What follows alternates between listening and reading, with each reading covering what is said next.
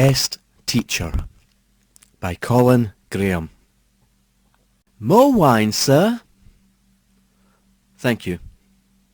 An anonymous white-coated arm reached from behind him and gently refilled his glass. Then it withdrew and passed on the wine to the next man. Reaching slowly for the replenished glass, Gareth Gwyn wondered if he was still being watched.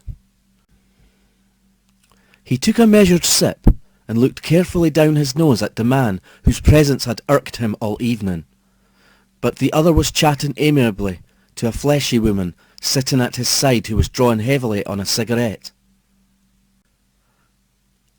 Gareth Gwyn, celebrated writer of countless horror stories, was the guest of honour at the annual dinner of a writers' circle taking place in a large town in the south of England. He sat at the top table with the circle's minor celebrities, while before him stretched two long tables at which sat the members. The man who had caught his attention was seated halfway down the table on his right. Every time that Gareth looked up during the meal, he had found the other's eyes upon him. In normal circumstances, this would not have bothered him, for wasn't everybody looking from time to time at the guest of honour? But there was something distinctly odd about this particular gentleman. He was in his 60s, well built with thick black hair, and equally black eyes that held an expression Gareth would have interpreted in one of his tales as malicious jealousy. Or was it? Perhaps he was being over-dramatic. "Ladies and gentlemen," called the chairman. They were not in a financially attractive position to offer a toastmaster. "Ladies and gentlemen," he repeated in a stronger voice, "we are exceptionally privileged tonight to have with us a man you all know from his work in books, magazines and newspapers. He has graciously come along to tell us all about his work and etc., etc." Gareth Gwyn attempted to hold back the smile of conceit and pride that was trying to force itself onto his face, but he failed. When the introduction was finally over, he rose to his feet and proceeded to put his audience in the right mood by recounting a couple of jokes copied from a women's magazine. Then he turned to the more serious business of writing. "As you all know," he said, "I have been writing horror stories for many years, more than I care to recall, in fact." Polite laughs. "This type of writing has its advantages, but it also has its drawbacks. There is always a ready market for this kind of tale, and, of course, you are quite entitled to think of its devotees as cranks and morons, but I should like to assure you that people from all sections of the reading public and from all walks of life buy and avidly devour any books, whether fact or fiction, on man's inhumanity to man." Here Gareth went a little farther into the subject before returning to the drawbacks. "There is really only one of these," he said. "As writers you will doubtless appreciate that the best way, in fact the only way, to achieve reality in life is to place yourself in the position of your character. You must see what he sees. You must place yourself in the same situations and try to visualize how you would cope with them. In short, you must be your own character and write from experience. You will then write with conviction." Gareth paused for a drink to wet his dry throat and to collect his thoughts. It seemed to be going down well, and with a little more self-assurance he glanced casually across at the man who had been watching him so closely. Naturally, he was still watching, but so were the others. He was surprised, however, to see that the look in the other's eyes had now become one of acute concentration. It was as though he were drinking in every word the speaker uttered. The eyes were cold, and apart from attentiveness, they were now expressionless. Clearing his throat, Gareth Gwyn continued. "Now I come to the drawback. This is not so obvious to those who have never written horror fiction, but it is, quite simply, experience. Perhaps I should say, it is a lack of experience. We can all write things that have happened to us, but how do we tackle something we have never known and may be beyond our conception? How do we place ourselves in the position of a demon incarnate and see life through his eyes? Or to take extreme examples, in that of a man undergoing torture by having his eyes put out. He thought of the black eyes on him at that moment. Or someone being slowly racked or having a limb cut off. He looked round at Pride with his enraptured audience, carefully avoiding the black eyes. That is the most difficult part of this type of writing, and I'm sorry to have to admit that I have no ready answer to that question. We have all suffered physical pain, usually only of a minor kind, although we thought the world was coming to an end at the time. This is where imagination comes into play. You must take this pain, whether it be toothache, earache, or a broken limb, and magnify it as much as possible. We can study actual accounts by people unfortunate enough to have suffered in terrible ways, but it still boils down to the one thing: imagination. We have no mental guidebooks to help us and must do the best we can. Gareth Gwyn continued for a few more minutes before finally resuming his seat amid much applause. He smiled gratefully, and not without a little conceit. It had certainly gone down well, and to think he had nearly refused their invitation as being beneath his dignity. Ah well. Shortly afterwards the proceedings ended, and to his chagrin, Gareth Gwyn found himself being introduced to the owner of the black eyes. It transpired that the man's name was Sadalim, and he was particularly interested in horror fiction. They chatted for several minutes while Gareth was itching to get away as quickly as possible. He had always had a particular revulsion for those with deformities, and the empty sleeve of Sadalim's dinner jacket hung idly by his side. Gareth thought it odd that he had not previously noticed that the man had only one arm. He was glad he had not seen it before, and even more glad when the chairman came across and joined in the conversation. With rescue at hand, Gareth made a great play of only just noticing how late it was, and said that he had to get to the station if he was to catch the last train back to London. That was his biggest mistake, for Sadalim immediately volunteered his services and his car, and no amount of refusal could shake him off. With the pressing of the chairman, whom he had taken for an ally, he was finally persuaded to accept the offer. 5 minutes later he was speeding through the darkened town in a Mercedes specially altered for its owner's requirements. Sadalim talked about horror stories, and admitted he had written a number himself, which had never been published. He wondered if Mr. Gwyn would be kind enough to read them and add his comments. Gareth was almost afraid of his companion, and having no wish to offend him, particularly when he noted the skill with which the car was handled, he accepted. A note almost of grim glee entered Sadalim's voice as he thanked his passenger. "Where are we going?" inquired Gareth, anxiously, sensing rather than realising that they were no longer heading for the station. "I just thought you might like to take them with you," came the reassuring reply. "They're at home, and not only will it save me parcelling them up, it will also give you something to read on the journey." The master-pupil relationship was slowly being reversed, and it was with great hesitation that Gareth replied that he hoped they would not be too long. "The train goes at 11:33, he said, "and I'm stranded if I miss that." "Nonsense," replied Sadalim. "You must have looked at the weekday timetable. The last train on Saturday leaves at 12:03. That gives you an extra half hour." Although Gareth was certain he had not made a mistake, Sadalim's assurance set him wondering. Perhaps he was wrong after all. Soon the lights of the town were behind them, and apart from the road immediately ahead, darkness was all around. Along winding country roads they sped, with the hedgerows bathed in the ghostly glow of the headlamps, and occasionally Gareth glimpsed the black expanse of fields behind them. Two luminous eyes were suddenly picked out on the road in front as a rabbit froze at the appearance of this huge monster bearing down upon it, The creature was hypnotised.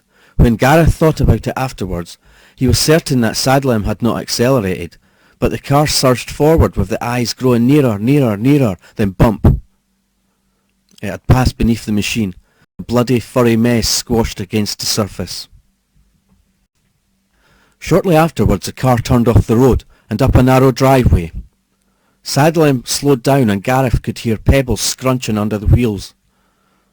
They finally came to a halt. Although the headlamps remained on when they stepped out into the cold night air, Gareth could not estimate either size or style of the house. It was large, that much he could see, but not a single light shone anywhere. He guessed it was the only building for miles around. They passed in darkness through the hall, and into a room at the front.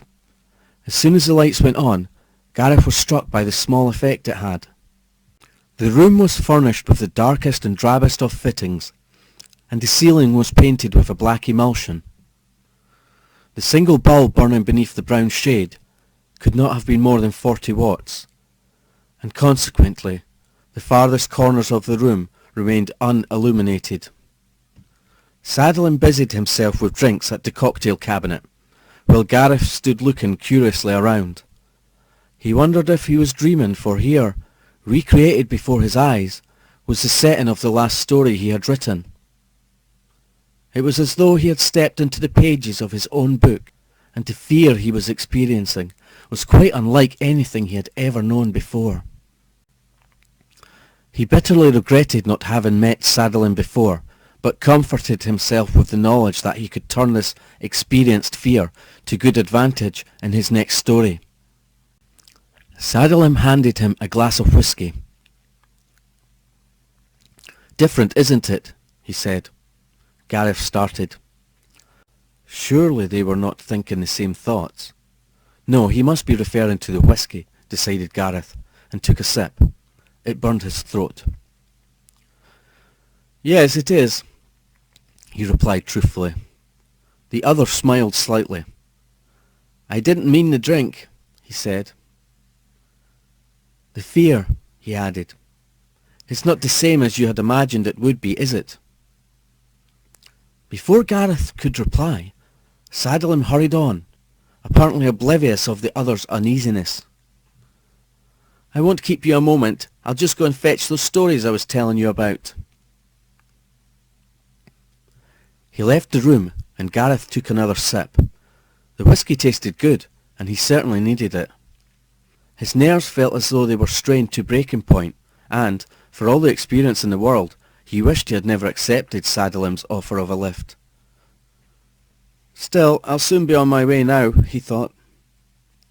His legs suddenly lost their power, and a feeling of exquisite fatigue overcame him, and his head was swimming as he staggered for the nearest chair.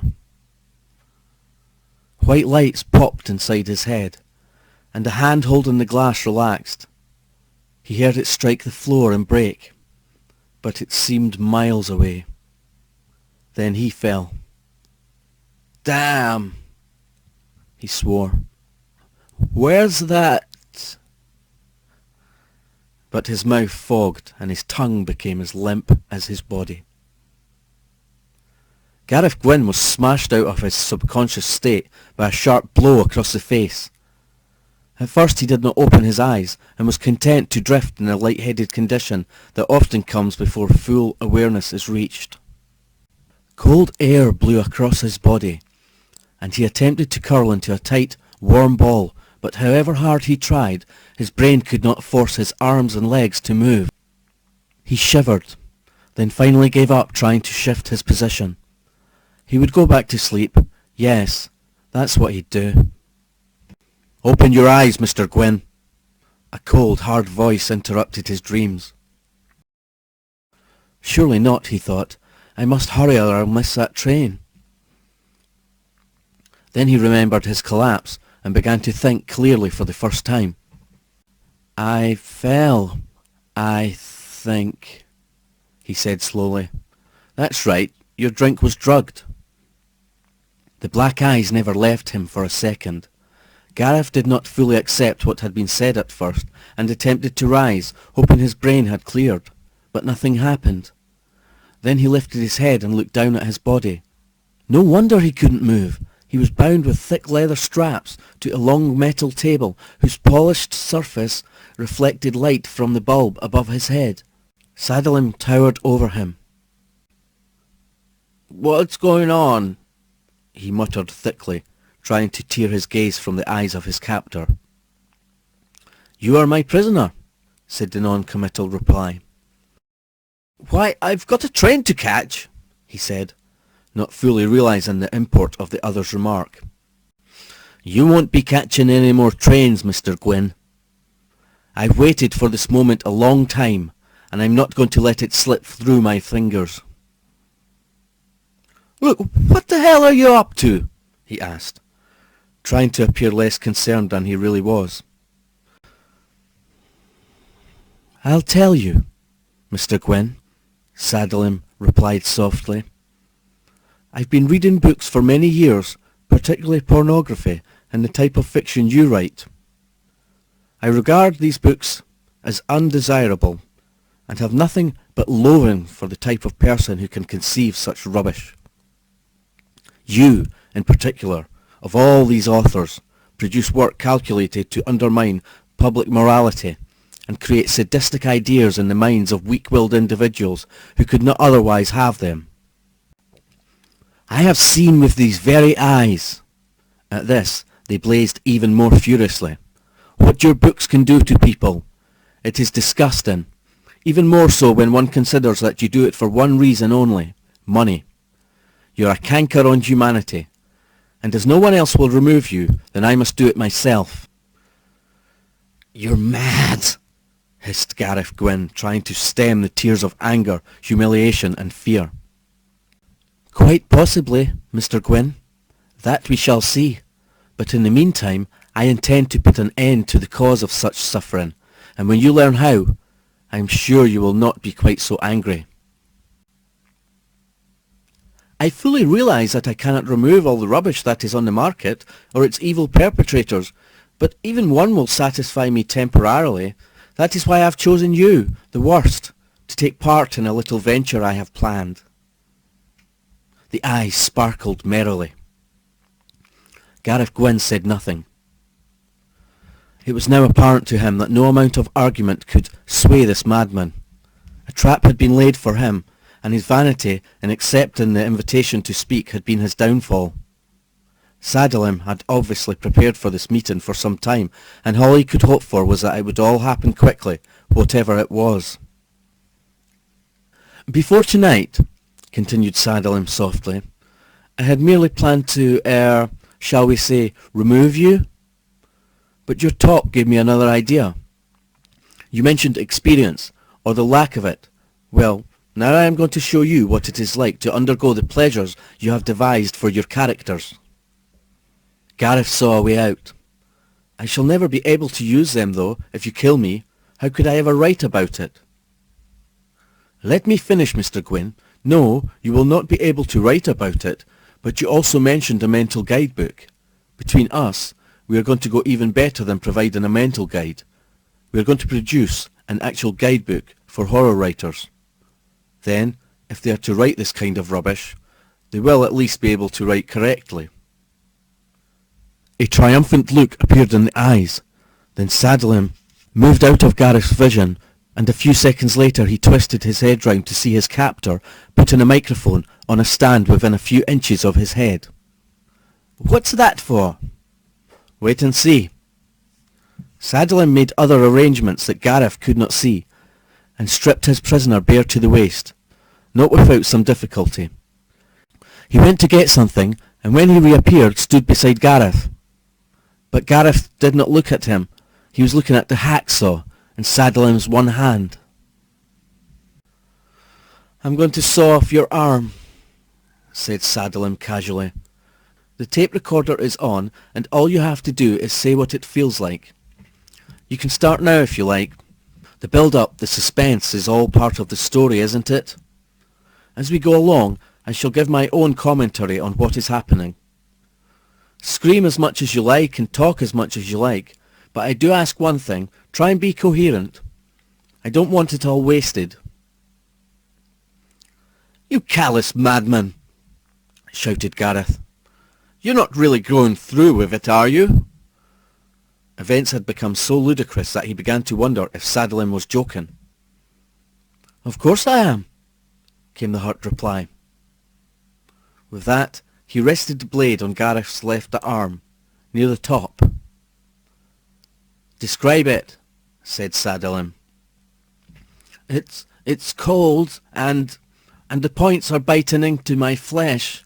Ah!" The scream was wrung from his lips. Saddlein began his commentary. "The blade is having a little difficulty cutting through the flesh of the arm. I shall have to draw it faster. Blood is pouring out from a severed vein, I suppose. Tiny pieces of white flesh are sticking to the blade, which is already covered with blood. I am now about to make the second stroke." "Ah! Stop it, please. I'll give you anything. I promise you everything. Ah! It's hurting. Please, you're killing me." The subject's face is terribly contorted. Tears are streaming from his eyes, and his mouth is wide open. I can see right down his throat. He's writhing and struggling with the force of 10 men. The blade went a little easier that time. Already I can feel it cutting into the bone, as the handle jarred when it first struck it. There's blood everywhere. Much more than I had expected. The subject's face is white. I shall now make the third stroke. Ah! You will note that this time the pitch of the subject's scream has risen. He appears to be nearing breaking point. When I have sawn this arm off, I shall wait till he recovers consciousness before proceeding further. I had to put more force into the last stroke to get into the bone. I shall no longer list the individual strokes of the blade. There, that's the fourth, now the fifth. It's rather like sawing wood, except that it makes a crunching noise, which I hope can be heard above the screams. Now the arm is just hanging. One more hack. There. It's off and lying on the floor and looking quite white as all the blood has drained from it. As I expected, the subject has fainted. It was the pain that caused Gareth Gwyn to faint, and it was the pain that brought him round, nagging and tearing at his mind. I shall now put out one of his eyes. Saddlein took a poker which had been slowly heating, and lowered it slowly into the screaming skull. Hissing and bubbling sounds were all that were recorded. Throughout the night, Saddlein worked. He cut off Gareth's other arm, waited till he was conscious again, then started on a leg. Soon, 2 arms and 2 legs lay in a haphazard pile where they had been thrown. The bleeding torso became even more bloodier as Saddlein worked on. The floor and everything within spitting distance was covered with blood, and a couple of times he nearly slipped in it. He continued with his commentary and was constantly having to stop and change the tape. Bloody fingerprints were left on the thin strips of celluloid, the plastic discs in the machine. Occasionally, and without intending to, Gareth screamed a description of his pain, and, when the screams grew weaker, Saddlein moved the microphone still closer. 4 o'clock struck as he cut out the second eye with a specially sharpened kitchen knife. He then slit open the stomach to examine the contents. The next time Gareth Gwyn fainted, Saddlein cut around till he found the heart and felt it. He could see a gentle pulsation as he peered into the chest, and this communicated itself to his hand. As dawn broke through the windows, Saddlein decided to finish the job completely. With one stroke, he cut Gareth's throat, and held the microphone close as the remaining blood gushed out. When Gareth was finally dead, Saddlein slowly sawed off the head, described it, and concluded his commentary. He then changed the tape and attempted to list the feelings and thoughts he had had during the evening, but which he had previously omitted. Then he tidied up. Footnote. The tapes were transcribed, printed, and privately circulated to writers of horror fiction by Sadolin. Although a number of authors who took their subject seriously and thought it a practical joke threw the book into the waste paper basket, others placed it in a prominent position in their libraries, where it has now become a standard work of reference. Some of them may even have used it for tales included in this book.